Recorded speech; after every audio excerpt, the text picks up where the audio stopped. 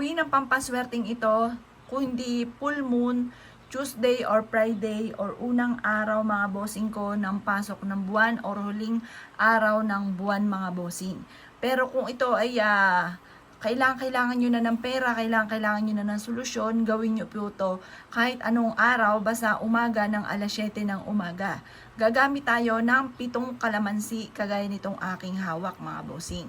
At ikaw po mga bossing ko ihaharap sa gawing silangan ng alas 7 ng umaga kung saan nasinag-asinag ng araw doon ka humarap.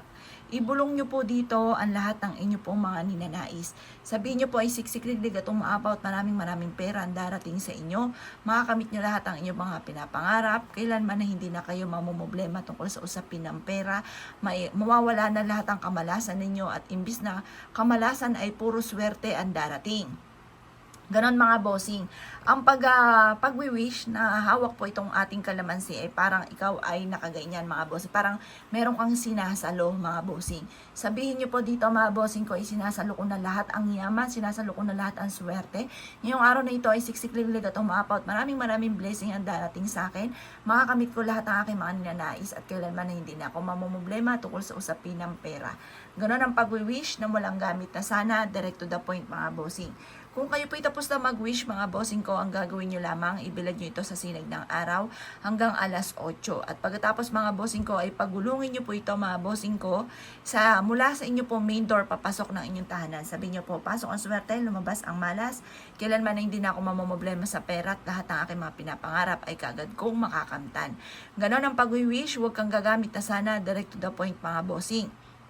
Ngayon mga bossing, matapos itong pagulungin, pwede nyo siyang ilagay sa bawat sulok ng inyong tahanan, sa 4 na corner ng inyong tahanan. Hayaan nyo po siya doon mga bossing ko hanggang good for 1 week mga bossing, 7 days. Manunungwit tayo mga bossing ko ng swerte. Proven po ito mga bossing. Tapos i-mindset nyo na simula na ito ng tagumpay ninyo. Kailanman hindi ka na mamumblema sa pera. I-mindset nyo na nahiyaman kayo at maging matagumpay.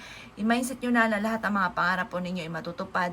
Simula na ito ng makakamit nyo ang inyo po mga pinapangarap at kailanman na hindi ka na mamumblema tungkol sa usapin ng pera. Kailanman na hindi ka na mamalasin pa at siksik-liglig at umapaw. Lagi ang na-blessing ang darating sa inyo.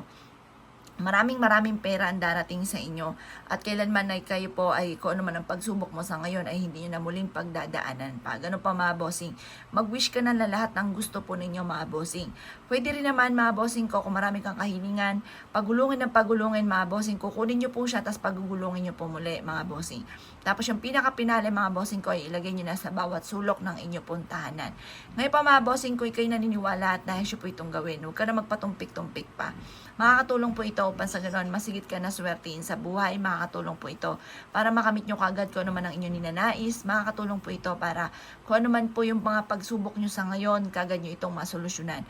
Kasi napakahirap mga bossing ko kung may mga pagsubok at hindi mo alam kung paano nyo susolusyonan ang mga problema. Kaya sa simple mga pamamaraan ng ganito ay makakatulong para makamit nyo kagad ang inyong po mga pinapangarap.